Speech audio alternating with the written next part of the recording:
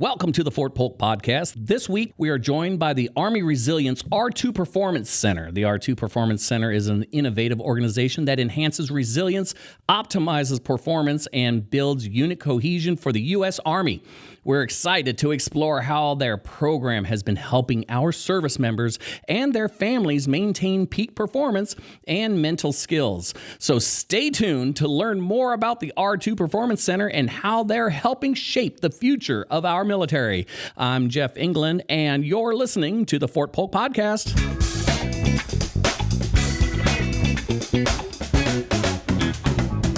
Good morning, good afternoon, good evening, whenever you are listening to this, because it is a podcast and it's recorded, so you can just download it and listen to it anytime you want, and I'm happy that you're doing this.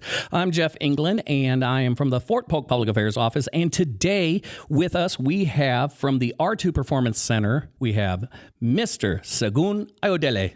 How are you doing? Let me turn your mics on, make sure that we can hear you this time around. Very good, sir. How are you?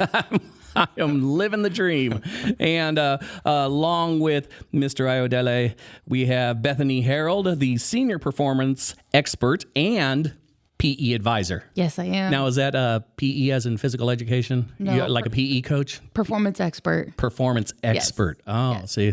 So we do give ourselves some titles, don't we? We do give ourselves those, yeah. That's broadcast genius. I know. And also we have Sergeant First Class Natalie Doris from the MRT Program Manager. Ooh. Big old manager. You get extra money for being a manager? I wish it did. What is the MRT? The MRT is the Master Resiliency Trainer. Master Resiliency Trainer. So you're really good at racquetball. That's resilience. Yes. It's bounce back, right? Yes. See? You like, that's all you like what I did there? Run, sir. So, Segun, how are you doing? So we got this R2. You're always over here. Every other month or so, you walk through my office saying that stuff's going on. So what we got going on? Why don't you introduce me to this whole R2 Performance Center, because it is such an important part of Fort Polk and our readiness in resiliency. Hey, that's R2. Hey, there you go. Yes, sir. Well, again, my name is Segun Ayodele, and I'm the Performance Center Manager of the Fort Polk Radio Resilience Performance Center. So the R2 Resiliency Program, so to say, started, I would say, somewhere around back in 2009 when the U.S. Army collaborated with the University of Pennsylvania performance psychology faculty, and they, developed, this curriculum, which is all nothing but resiliency to help our soldiers and family members. I mean, our soldiers are resilient, but it's just something to build, and it helps enhance and strengthen all the skills that you teach. And what kind of skills are you teaching over in the resiliency areas? So originally we started with, when the program started, it started with 12 skills, but now there are 14 skills. And just so everybody knows, you are listening properly. He does have an accent. So I might not be able to understand. It's like, okay, wait, what was that last one right there? It's Segun. So I even mispronounced the name. So no, actually, you're 99% correct. So, yeah, I give you that credit. Okay, so the resiliency. What kind of resiliency are we talking about here? So among the skills that we have, first of all, we build resiliency that will help, people, become self-aware, self-regulation, optimism, mental agility, strength of character, and connection. So all these are probably like, what I'll call like the tenets of resiliency. But how do you achieve, self-awareness or self-regulation? There are skills that would help you build all these competencies of resiliency. So the 6 that I mentioned: self-awareness, self-regulation, optimism, mental agility, strength of character, and connection. There are 14 skills within the Master Resiliency Training Program that help you towards building these competencies of resiliency. So there was 12, now there's 14. Correct. And the 2 that you added it was the 2009, so that's 13 years. So 2 in every 13 years. Another 13 years, it'll be up to 16. What are the 2 that you added? It was energy management and goal setting. And ghost settings? Yes. Ghost setting, like turning something off and it has phantom power? Goal setting. Wow, look at that. Like setting goals. Goal setting. Oh, okay. I'm trying to catch up. I need some subtitles over here. I have bad hearing as it is. Okay, so hey, you could manage your energy and then we set goals after that. Oh man, I wish I could manage my energy. I'm so tired in the morning, and then the rest of the day I'm also tired, and then I get this like one burst of energy. I go out and eat a candy bar or something, and then I'm pinging off the walls, and then I'm back to tired. So I might need to come over there and take some energy classes along with you. So let's see, Bethany, what exactly are you the senior performance expert? What performance are you an expert at? I can be an expert at any of them. So in addition to resilience training, we also do performance enhancement training. So our background is in sports psychology. Sports psychology. Yeah. So we work with, how there's, physical trainers. Sports psychology. I was just thinking, I play, therefore I am. I am an athlete. Yes. So as there's physical trainers, we are trainers for the mental side of those performances. So confidence, attention, communication, things like that. So we now apply those skills to soldiers and their performances, their standards they have to meet, expectations they have to exceed, and we can help train that side of the house with the mental side in conjunction with the physical side. So now I could just see the soldiers going out into the field. Blue 42. I know. Blue. I know that shift from going from sport to soldier was weird at first, but now they're like, okay, I can see you guys being athletes out here, so it works. Well, according to some athletes, it's like being in battle. That's what I've heard. That's what I've heard. I've heard that. I'm not It's like going to being say I deployed, agree with it or anything. But I've heard. And the PE advisor, that's part of that too? Yeah, so the PE advisor, I am kind of a mentor of our performance center. Basically, I've been here the longest. I gotcha. That's where the advisor comes in. Yeah, I know how that is. I've been here a long time too. Yeah, I know. Like, why did you come here? I made a wrong turn. I tried to go to Texas and I broke down. You got close. Yeah, I know. So, Sergeant Doris, as the MRT program manager, what is your program all about? Our program, we're getting NCOs, we're getting people trained so we can have MRT leaders identified and embedded within the units so we can have leaders out there with the soldiers, having everybody more resilient and teaching these skills to the soldiers that are out there, building them up so that wherever they are in the training, in the battle, they know how to problem solve, how to put things in perspective, how to learn the mental games, all the skills that Shagun was talking about, and apply them to everyday life. Build everybody up better. Gotcha. And optimize their maximum potential. Maximum potential. You got to reach the maximum potential. Just like one person used to say, always reach for the stars, but keep your feet on the ground. Yeah. But not in that order. I think it was keep your feet on the ground and keep reaching for the stars. You know who that was? You're Casey Kasem. Oh, Yes. yeah. I'm Casey Kasem, and just keep your feet on the ground and keep reaching for the stars. And if I may add to what Sergeant No, you may not. No, I'm kidding. Go ahead. So, all of us, we're all one team at the R2 Performance Center. So the dynamics and the composition of our organization, so we have the PCM, the Performance Center Manager, which is myself. I do not have background in sports psychology, my specialty is in some other area. But as a manager, I need, whenever I need to run to, hey, an expert about, what is this? What is that? Expanding skills. Especially when I go for capability briefs and briefing senior commanders. who do I turn to? That's where, Bethany comes in as my performance expert, and expert advisor, PE advisor. And some first class Doris, of course, she is a government representative for the program. So she's also the liaison between us because we're contractors basically. So she's the liaison between us and the government. So when it comes to running the MRT course, which is the main course that we run, the primary course we run, she manages that as a program manager, and she oversees maybe all the activities that the MRT program has on the installation. She oversees that. She does QA, QC, quality assurance, quality control with units.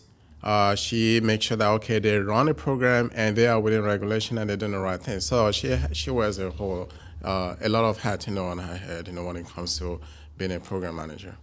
Gotcha. That's a lot of work over there. You guys do like way too much work. Mm-hmm. Sergeant Doors. She's zoning out. It's like, okay, let's see. What else do I do? You guys are always so busy. And I would imagine that you would be busy with as many soldiers as we have here. But is that all you serve? Is soldiers? No, we do not. We serve soldiers. We also serve DOD personnel. That's me. I can come on over and I can learn to be resilient. Mm-hmm. Absolutely, you can come. We run this MRT course. We run 4 courses in a year.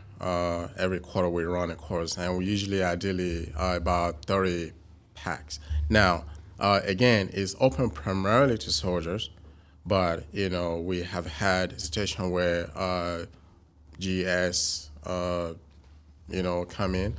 We've had situation where spouses come in, spouses especially that are in FRG positions. Because then they can go back to their unit and help augment, from their own perspectives as spouses in building, in teaching, and building the resiliency. So it's almost like teach the teacher kind of thing. Correct. Train the trainer. Yes. Mm-hmm. I mean, now that you mentioned that,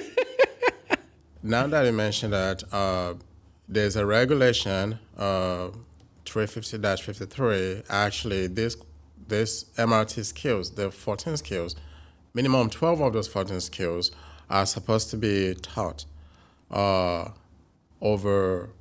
within a fiscal year. So throughout a soldier's career, even if it takes 20, 30 correct. Years. Every year you got to go through, 12 skills, minimum of MRT. That is it. That is how it should be. That is the standard.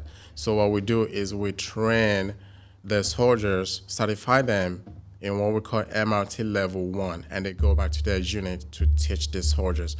But when we certify our spouses or civilians, they go back to their organization and they can still teach, the skills to their staff and to their organizations. Okay. So if somebody's in for 13 years, they'll have to learn 13 plus another one because you keep adding 2 classes every 13 years. Well, I wouldn't say we keep adding 2 classes every 13 years. So what's the most popular class that you guys got that you train? Well, or do you have requests for classes? Hey man, can you teach this one? This out of the 14 that we got, can you do this one? So I would kind of maybe rephrase that question with. So we do not primarily teach the end users. We train the trainer, just like you said. However, when it comes to the performance side of, because we have the ready resilience, all right. So the resilience aspect, we certify, we train the trainer. The performance aspect, that's where we get requests. And I will let Bethany talk about that. So the performance side, yes, which is like the PE, performance expert, yes, not physical training or physical exercise. So no playing dodgeball. No. Okay. So I mean, we can put that in there and then train a skill from it. But yeah, for the I will say for the resilience side, we do get requests to assist soldiers and MRTs trained, so we can do that. But on the performance enhancement side, most of our requests come in from units wanting greater communication amongst each other, whether that's from peer to peer or from leaders down to Joes. And then we also get a lot of requests about motivation and how do I stay motivated? How do I set an environment where soldiers are motivated if I'm a leader? And then the other big one that we get a lot about is trust. And how do we trust each other? How do we set the standards that trust is going to be built and it's going to be maintained, and that it carries through when people inevitably they leave. So how do we maintain that level of trust? So what kind of classes are coming up? So for the or training and courses and so for when units want a training, everything we do is customizable. So they come to us and we provide, depending on the need, depending on their intent, we will create a training for you. So for us, what we have coming up is with one of the units, we are doing a mental readiness class, talking about just overall, how do you build mental readiness and how do you maintain it? And then we're also doing several team building, quote unquote, team building trainings, but they're mostly targeting communication, and then some others are targeting more about how do we make sure that we're maintaining readiness throughout block leave and not just let ourselves go over the holidays, but how do we get it together over block That's what leave. the holidays are for. I know. It's like you stay ready all year and then you get 2 weeks to just like let yourself go. And then you come back and it's right back at it. So that's why they have Christmas and winter. It's so when we let it go, fluff. it's always frozen. I know. And then you see what I did there? also over here. I'm trying to keep Doris awake over here. I know. So, all right. So we've got the mental readiness. Mm-hmm. So that's because people got a case of the Mondays. Yes. Well, and it's like, not everyone has a deployment coming up. So how do you stay motivated? How do you stay productive when there's not really an end goal, if you will? So we're talking about mental readiness. Just how do you stay motivated? What kind of mindset do you need to have in order to get through trainings effectively? And that comes up tomorrow. 1 day at a time. That's what I said. 1 day at a time. I know. It really is a 1 day at a time. And they could probably make a sitcom out of that. 1 day at a time. Okay. I bet they did. Okay, somebody got it. All right, cool. Sergeant Doris, what about your classes? What do you train anything, or do you have any courses? So I just started in November. Oh, that was like just Yesterday? last month. No, was it yesterday? No. So I took over the program in November. I moved over from a different section, and it's something that I had a past being passionate about. I love MRT. So I'm just excited. I'm looking forward to start teaching more and getting in there and going to my level 2 course. But some of the other classes that we do offer, we do the pre and post deployment. When we were talking about getting the civilian, the SFRG and the FRG spouses going through the course, one of the reasons that's so important is that when they go back to the spouses, once we have units that are deployed, it's important to learn these skills so that they can go back to the other spouses and the families that are behind, and just help get everybody else resilient and teach these skills to them. So it's always nice to be able to spread the love. Just always to have somebody there that actually has some training in all the different things that we have or may have problems with, the readiness and the boredom or the it's always practice, never a game kind of mentality, and how to stay alert and how to stay focused on making it to that 20-year point. Because I recommend everybody just go for the 20 years and retire. And think about COVID when everybody was home. I mean, oh, that was horrible. People need these skills. Everyone went on telework and telecommute and all that stuff, except for me. Oh, no. I had to come in every day and do my job. It's like, wait a minute, why can't I telework? It's like, because you can't control a camera from home. It's like, oh, great, that's true. I have a drone. That's actually what I was thinking. It's like, I'll just get a drone, and it's like, here you go. Get a little robot with a camera on him. So what are some of the resilience and all the courses that we have coming up? You have some set up specifically for certain people and certain in this and that. What are some of the courses that are coming up? So we do have the Master Resiliency Trainer course, which is the MRT Level 1. We have that coming up February. The next course is February 6th, 2017. And if they want to, and if somebody's out there, and who are these usually geared towards? So again, it's geared towards soldiers, but DA civilians are welcome.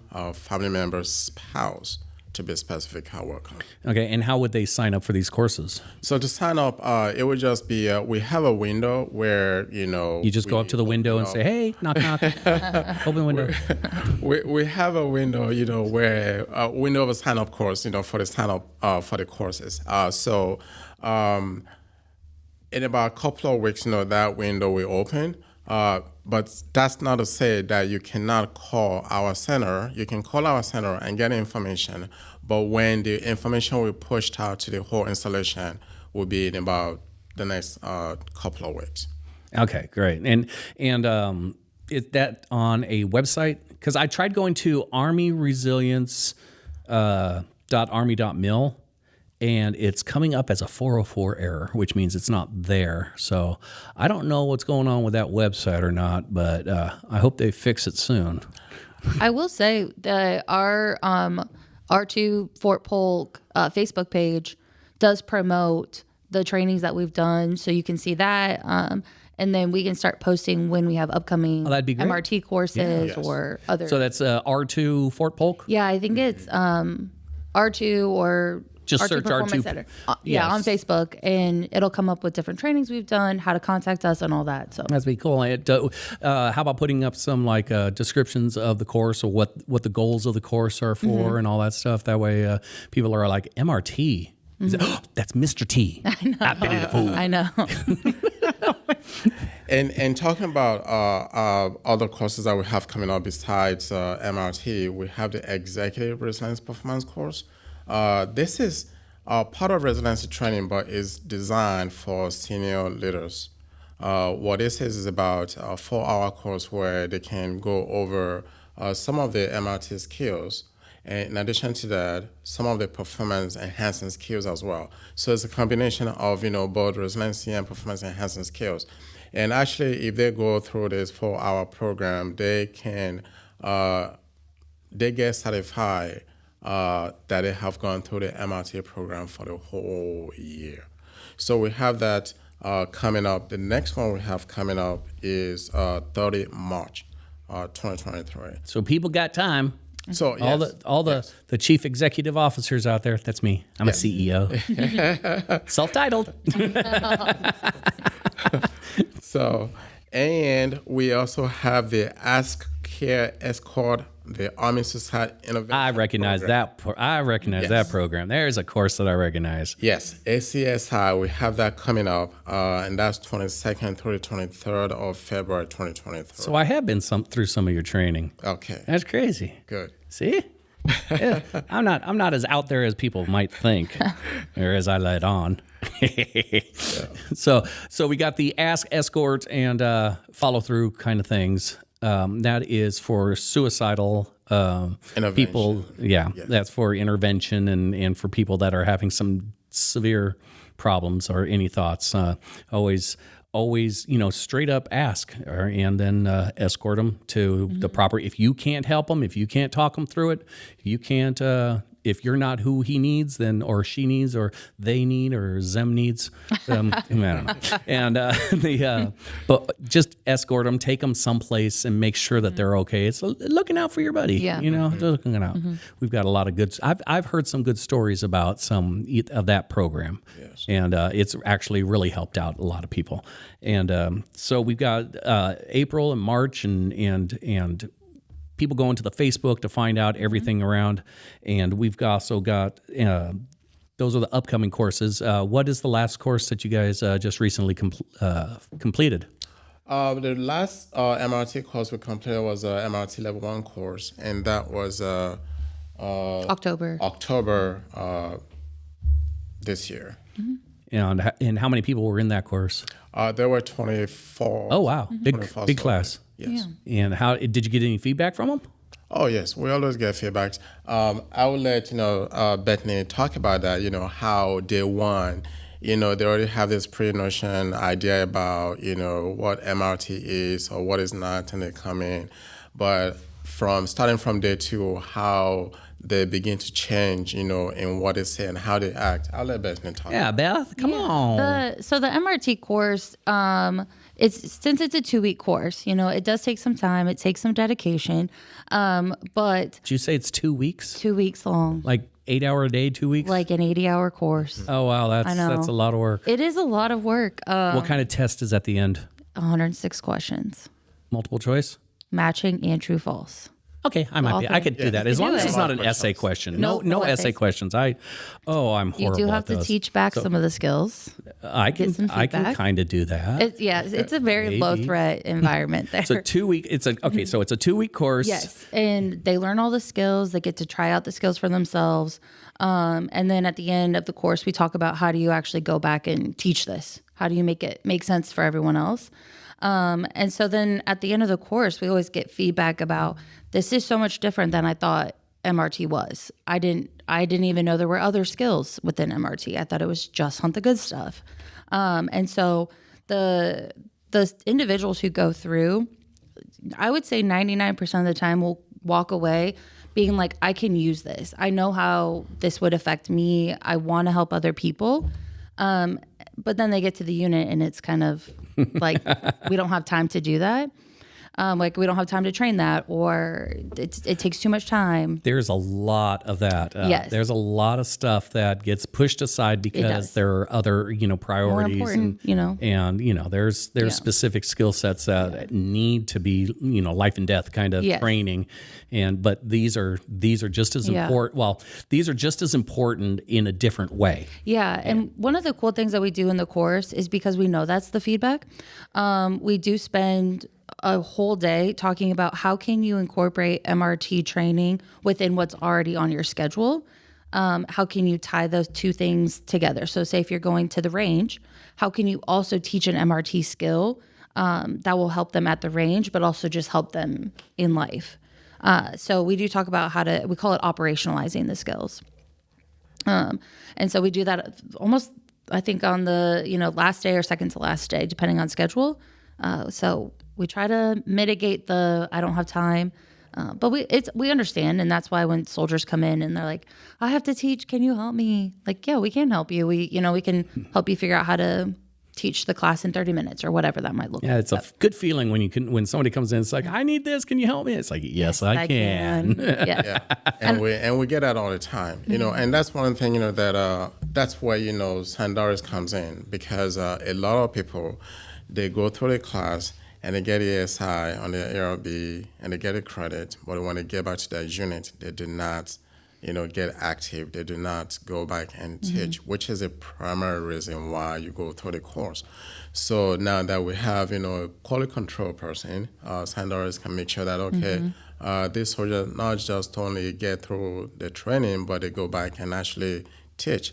So because, again, going back to they get the training, they go back, they don't do anything, they sit on it, and then when maybe a year or so, something comes up that they need to train, and then say, hey, you got MRT training tomorrow. But they have not looked through the skills in the past year, so now they come to us and say, hey, can you help us? But we want to figure out a way that, they can get active, by working with the unit's leadership.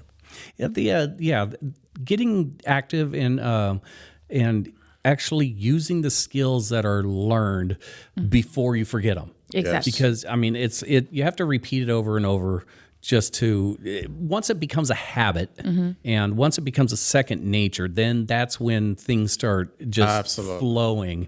So now you see why, you go through those 12 skills within a year, and then the next physical year, you still have to go through it again, so that, it becomes like a second nature. I usually will say that MRT is a lifestyle. You got to make it a lifestyle, not just something that you put in your pocket and forget. I wish I had a lifestyle. Nope, I go to work, I go home. That's not a lifestyle. That's just a life. So, Sergeant Doris, tell us what he was talking about. Yeah. Well, there's Welcome skills. back. Yeah, no, there's skills. Just like what he said, it's like a tool. You have to keep it sharp. If you don't use them, you lose them. People always say hunt the good stuff, and I got a mug that says that.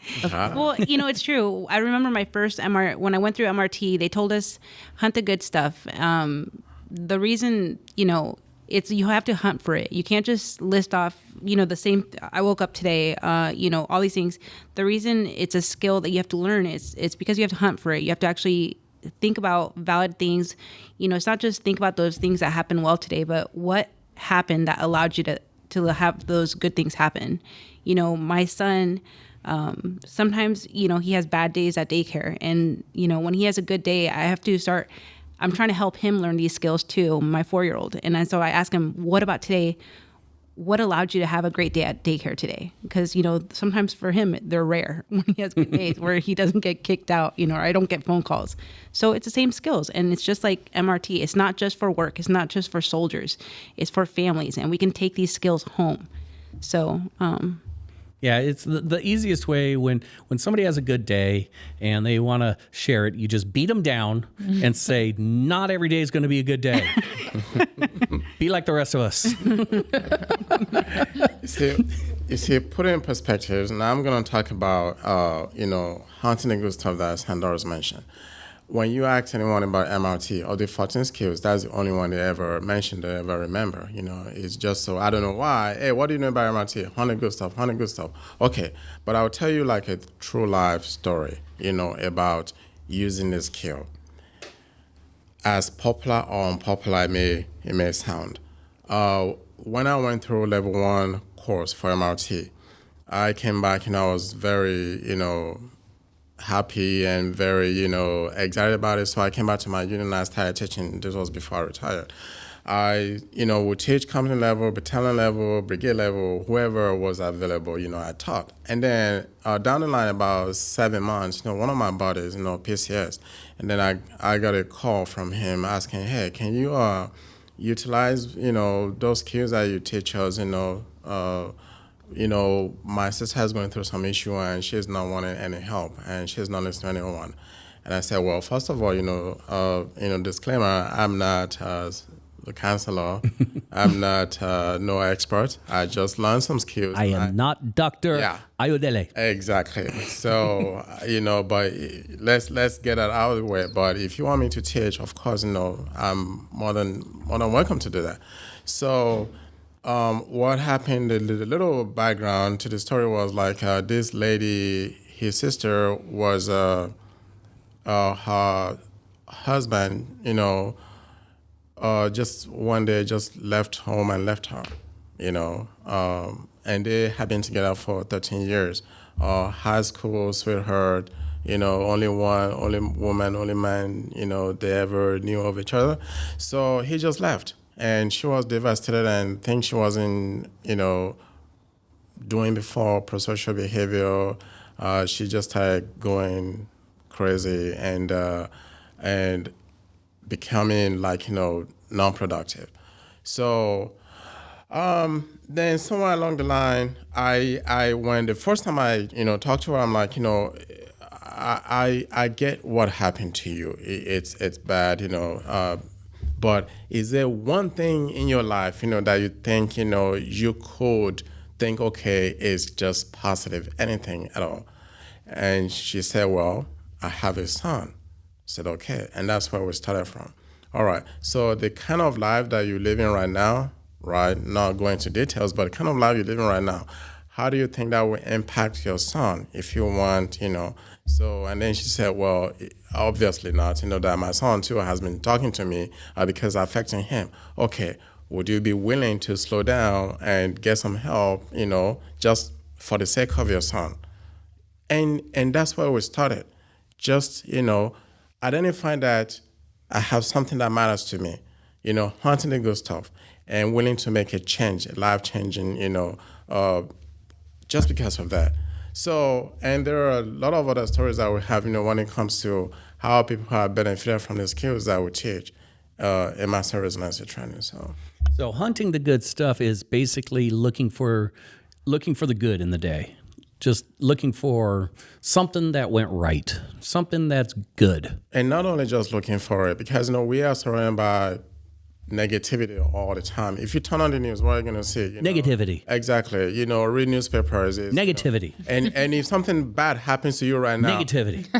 The whole world's going to hear, but let something good happen to. How many people do you think will hear it if something good really, really happened to you?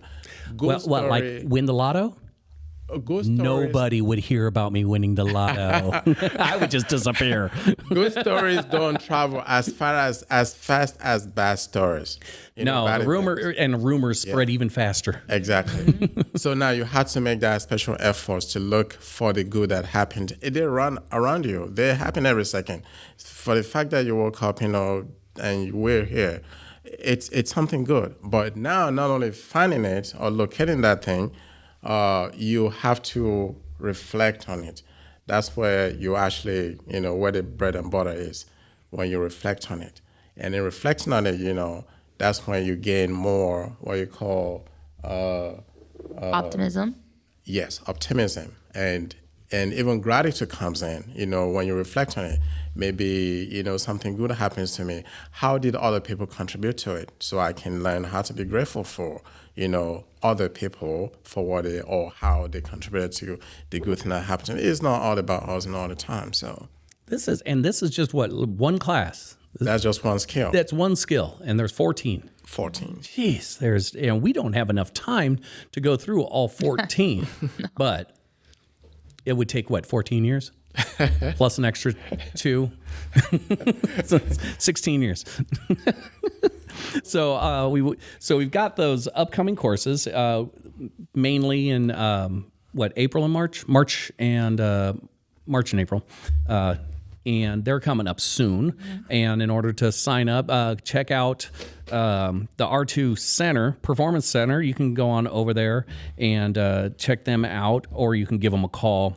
And but there's also the comments from the MRT program manager that I want to hear.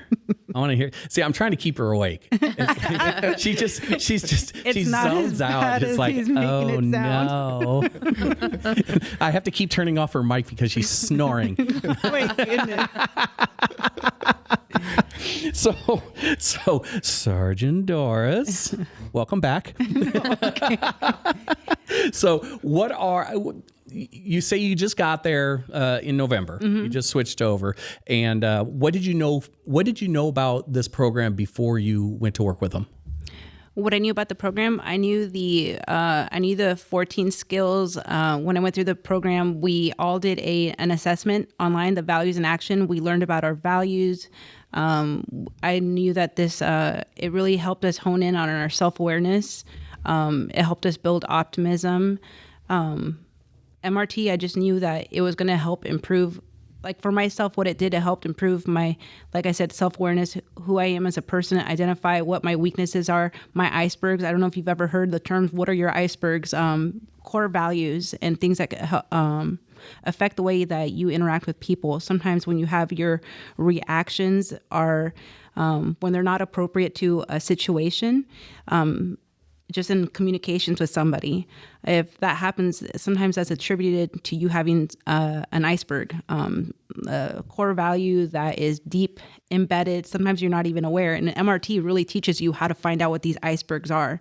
And the reason that we use the picture of an iceberg in our class is because it's something that on the surface, you see just the ice cap, but what's below the surface is the huge iceberg, and that's really what it is. It's something that's below the surface, deep down in us, mentally, that we don't know, that's inhibiting us from having these relationships with other people, and so that's just a tip of what MRT is. It's a tip of the iceberg. Yes, of MRT. I mean, there's just so much. There's so much more to it, and it's a passion. Like Shagun was saying, it's a lifestyle.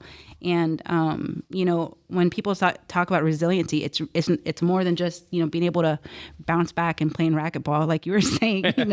It's building your maximum potential. It's being able to perform, and that's why it's so important here at JRTC. It's look at how often the soldiers are going out there to the field. Look at how often when the soldiers are out in the field, you have the families that stay behind. That resiliency. Look at our high op tempo that applies to our DA civilians, our contractors. I mean, everybody here. Look at all the renovations we're doing at the barracks. Look at the weather, the hurricanes. Everybody here is always working. We're dealing with adversity, setbacks all the time. Resiliency is something that will apply to everybody. So it's just something I'm very passionate about, and when the job came up and they asked if I wanted help, I was like, yes, absolutely. So you worked to get this job. I mean, when they asked me, hey, I want to go over there. There's a spot open. Would you like to do it? I was like, yes. I was like, absolutely. I love MRT. So nice. That's great.